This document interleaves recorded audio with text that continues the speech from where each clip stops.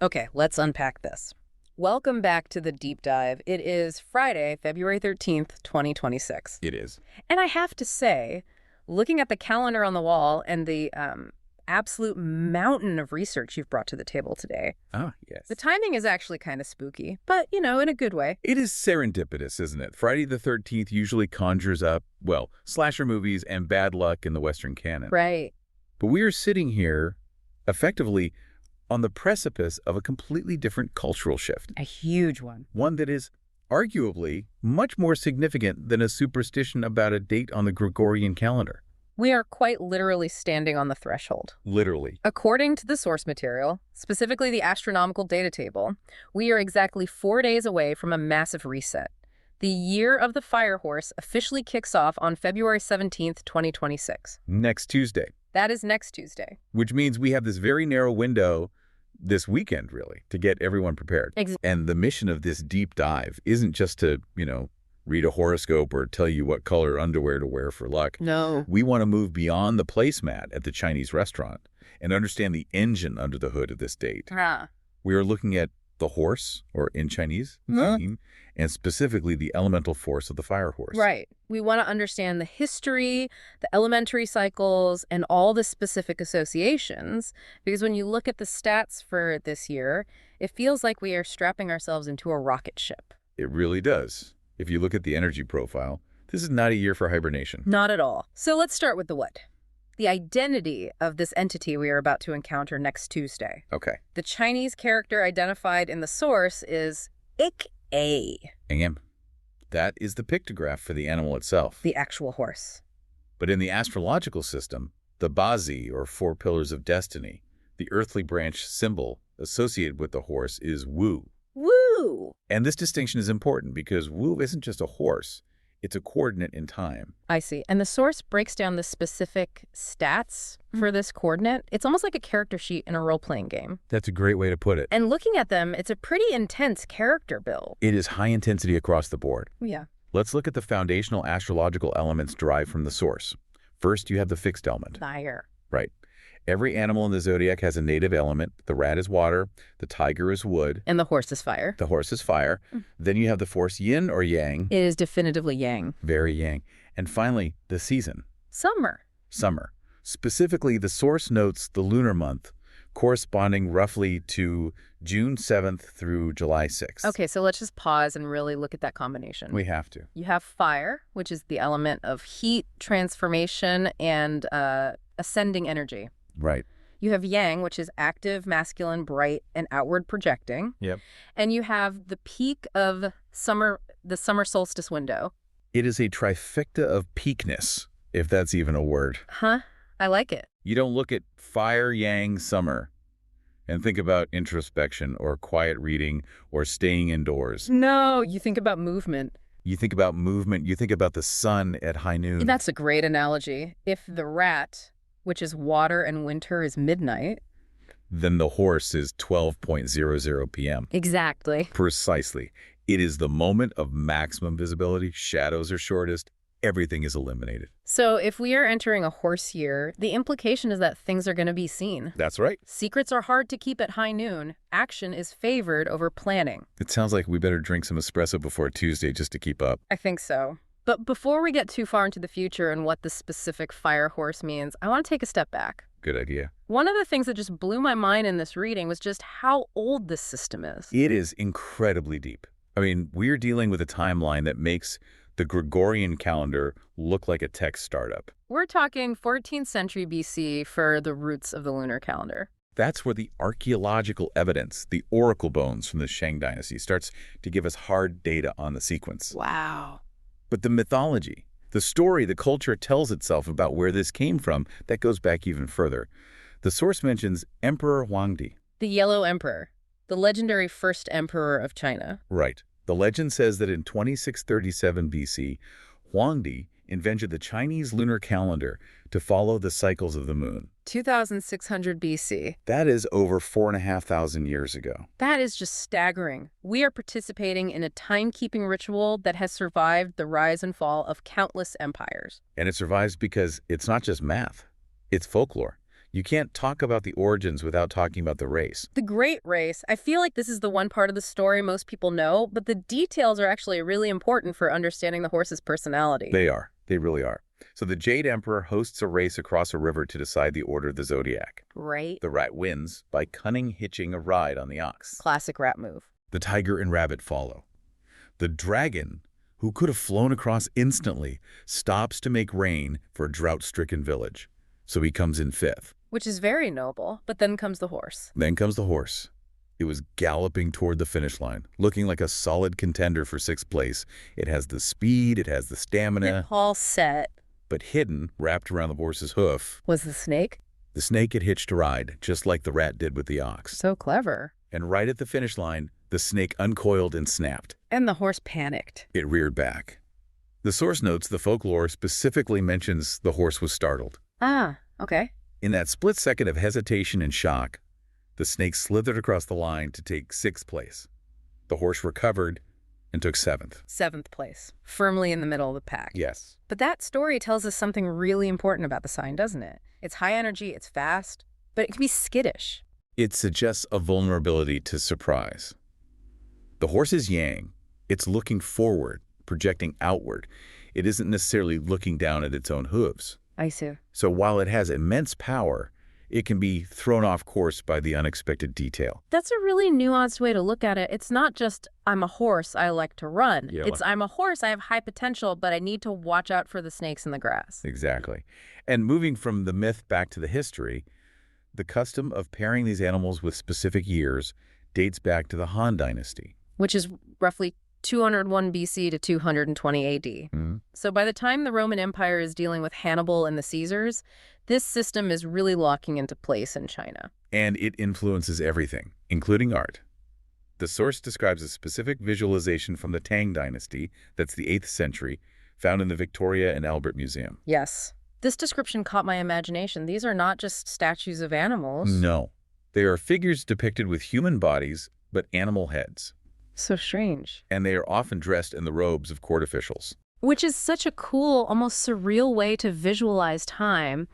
It anthropomorphizes the year. It does. It suggests that the year of the horse isn't just about a farm animal, it's about a human experience that is wearing the mask or the persona of the horse. It implies that time has a character. When we cross that threshold on Tuesday, the minister of time changes. Yep. The rabbit takes off the robe. And the horse puts it on. And the horse governs differently. The horse has different priorities. That is a great mental image. We are all putting on the horse masks starting Tuesday. We are. But here's where I used to get confused, and I think a lot of listeners do too. Okay. I'm looking at the chart, and I see Fire Horse for 2026. But wasn't there a horse year just a while ago? 2014? How does that work? This is the matrix. It's the interaction between the 12 earthly branches, the animals, and the 10 heavenly stems, the elements. The stems. This is where it stops being a simple 12-year repeat and becomes a 60-year supercycle. Okay, let's break this down because the source lists a whole table of dates, and they are all horses, but there are all different flavors of horse. Right. So you have the 12 animals. Yeah. But interacting with those animals, you have the 5 elements: fire, earth, metal, water, and wood. Right. And each element has a yin and a yang state. So it takes 60 years to get back to the exact same combination. Exactly. We are entering the year of the fire horse, specifically Bing Wuan, February 17th, 2026. And the last time we saw a fire horse Was January 21st, 1966. 1966. That's a huge gap. It's a lifetime. And 1966 was a year of massive global intensity. The Cultural Revolution began in China. The Vietnam War was escalating. Wow. It was a year of heat in every sense of the word. And if you look at the pattern in the source, you can see how the vibe shifts. In 2002, we had the water horse. Now think about that combination. Horse is fire. The year was water.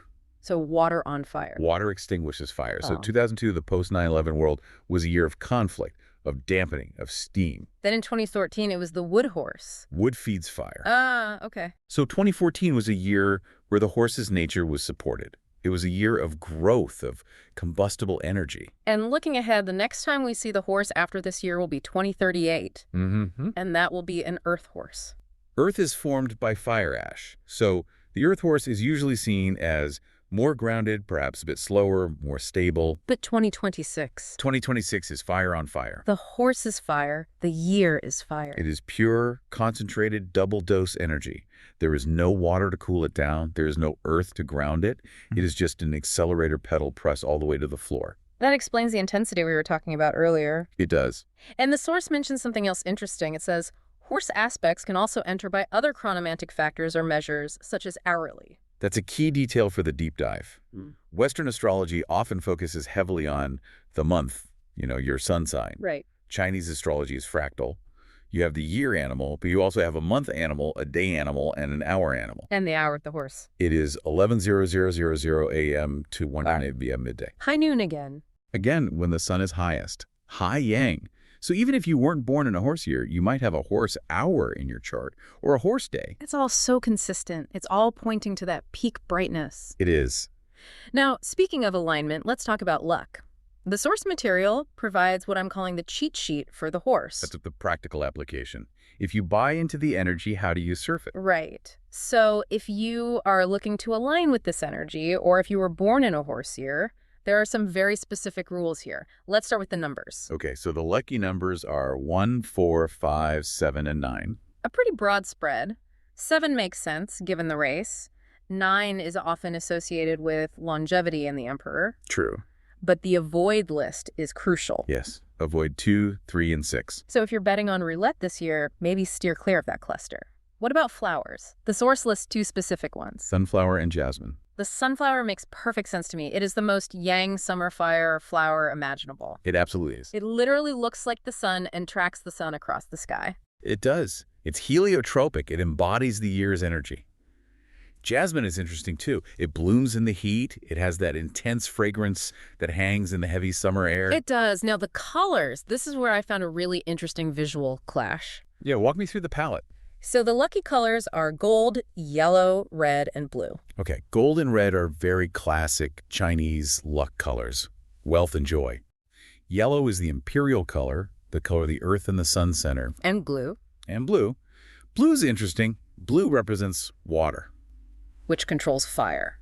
Exactly. Maybe the blue is there as a safety valve to keep the fire from burning everything down. That's what I was thinking. That makes sense. Feng shui-wise, you need a little bit of cooling. But look at the avoid list. Avoid orange, green, and dark green.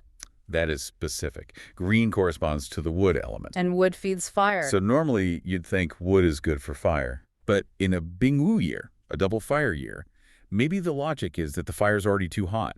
You don't want to throw more logs on the bonfire. You don't want to overstimulate the system. So avoiding green is about avoiding burnout. That is fascinating. It suggests the danger this year isn't weakness, it's excess. So visually, if you're dressing for the fire horse year, you want to look like a superhero. Gold, red, blue. Wonder Woman colors. Exactly. Leave the forest greens in the closet for the rabbit year. Exactly.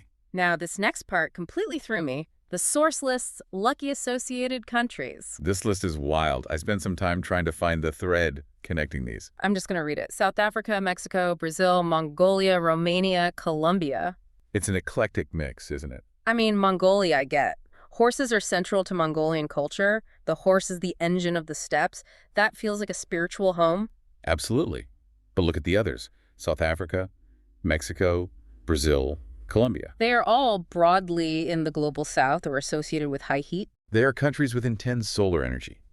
Countries that are often culturally associated with vibrancy, with yang, expression festivals, outdoor life, heat. There's a map of summer energy. I think so. Romania is the outlier geographically tucked into Eastern Europe. Yeah, what's Romania doing there? There might be a deeper astrological connection, possibly related to the founding dates of the modern state, or perhaps an ancient connection, the Dacian dragon wolf standard, the history of horsemanship on the Danube. Oh, interesting. Or it could be that Romania's specific elemental chart just resonates with the horse. So if you're planning a vacation in 2026, maybe skip the Arctic and head to Rio or Bucharest. Seems like the stars are recommending it. Now I want to pivot to what I think is the biggest aha moment in this deep dive. Let's do it. We often say Chinese zodiac as a shorthand, but the source makes it very clear that this system isn't contained just within China. No, and this is where the see also and the comparative data in the source really shine. This is a Pan-Asian and honestly Eurasian system. Yeah. It traveled the Silk Road, and as it traveled, it mutated. It adapted to the local environment.